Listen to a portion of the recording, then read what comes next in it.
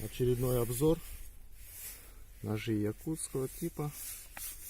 Сделаны на заказ.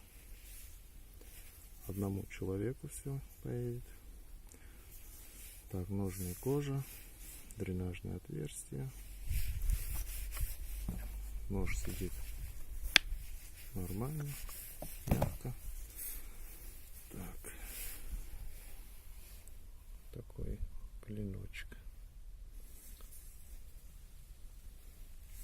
Сталь Х12МФ.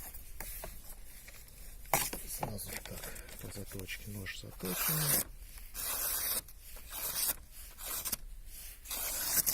Срежет. Теперь ТТХ. Длина клинка 162 миллиметра. По толщине 4. В среднем 4. В основании больше. Клином здесь 4. И ширина максимальная 25 миллиметров. Рукоять 130 миллиметров, как и просил заказчик. Вот такой ножик. Так. Второй нож тоже. Здесь рукоять сувель березы.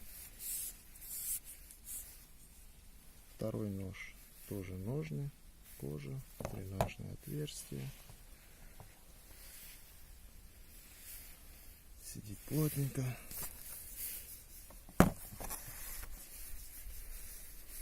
Тоже сталь Х12МФ.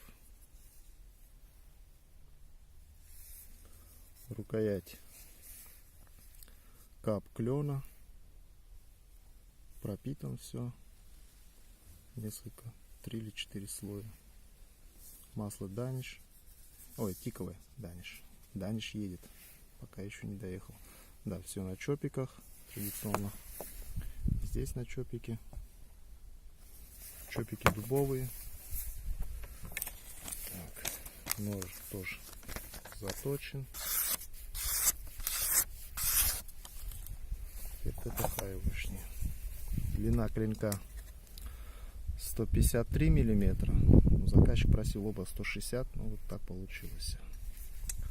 По толщине. Толщина то же самое. Основание 4,5. Здесь 4. Ширина тоже 25 миллиметров. Рукоять 132 миллиметра даже. Да, чуть подлиннее получилось. Ну, кап, неохота было срезать его. Вот здесь еще не обтерлось. Так, порезу. Деревяшка. Береза сухая.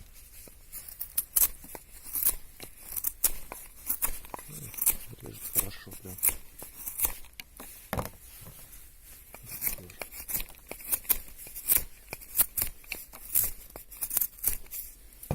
Это хвоя. Хвоя мягкая дерево.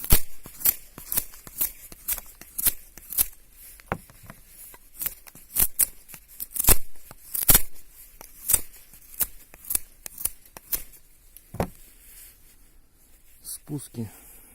Слабая линза, как всегда. В основании потолще, то есть у кончика потолще. Здесь тоже кончик такой вот. Ну, как-то так.